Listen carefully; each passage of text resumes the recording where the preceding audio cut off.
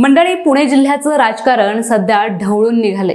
भाजपचं operation lotus जोरात सुरू असतानाच मावळमध्ये एक मोठी राजकीय एंट्री होणार असल्याची जोरदार चर्चा होती। उपमुख्यमंत्री अजित पवार यांच्या आमदाराला आव्हान देणाऱ्या एका मोठ्या नेत्याचा भाजपमध्ये प्रवेश निश्चित झाला होता। भव्य रॅली, मोठा मेळावा, सगळं ठरलं होतं, पण ऐनवेळी गेम फिरला आणि ज्याच्या प्रवेशाची सर्वाधिक चर्चा होती तोच नेता कार्यक्रमातून गायब झाला। असं अचानक काय घडलं? रातोरात गेम फिरला आणि बापू भेगडे यांचा भाजप प्रवेश का हुकला? याच प्रश्नाचं उत्तर आज आपण या व्हिडिओच्या माध्यमातून शोधणार आहोत। नमस्कार, मी प्रतीक्षा, तुम्ही पाहताय पुणे प्राईम न्यूज।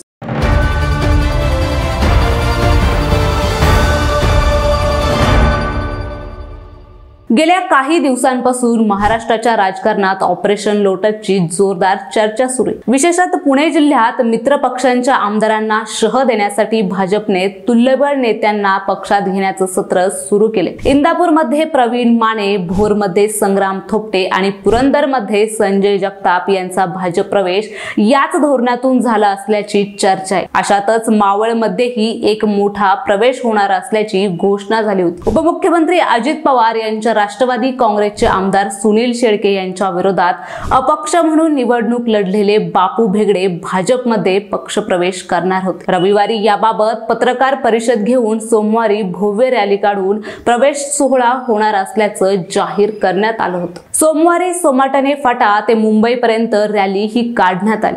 भाजपच्या प्रदेश कार्यालयात प्रदेश अध्यक्ष रवींद्र चव्हाण यांच्या उपस्थितीत प्रवेश कार्यक्रमही सुरू झाला। पण सगळ्यांच्या नजरा ज्यांच्यावर खेळल्या होत्या ते बापू भेगडे मात्र गैरहजर होते। त्यांच्या अनुपस्थितीमुळे सर्वांच्याच भुवया उंचावल्या गेल्या। ज्यांच्यासोबत रामदास काकडे, बाबूराव वायकर, सुभाष जाधव आणि किशोर भेगडे यांच्यासारख्या प्रमुख नेत्यांनी प्रवेश केला, पण मुख्य चेहरा हा गायब होता। तर हा प्रवेश नेमका का हुकला हे पाहूयात। या प्रवेशाला बापू भेगडे का आले नाहीत याची चर्चा सुरू झाली। भाजपच्या मावळमधील नेत्यांनी यावर स्पष्टीकरण दिलं की किसान मोर्चाचे प्रदेशाध्यक्ष गणेश भेगडे यांनी सांगितलं की वैद्यकीय कारणांमुळे बापू भेगडे यांचा प्रवेश हा तात्पुरता पुढे ढकलण्यात आला। लवकरच मावळमध्ये मोठा मेळावा घेऊन त्यांचा औपचारिक प्रवेश केला जाईल। काहींनी भेगडे परगावी गेलं असल्याचं देखील कारण दिलं, पण राजकीय वर्तुळात मात्र यामागची वेगळी चर्चा सुरू आहे।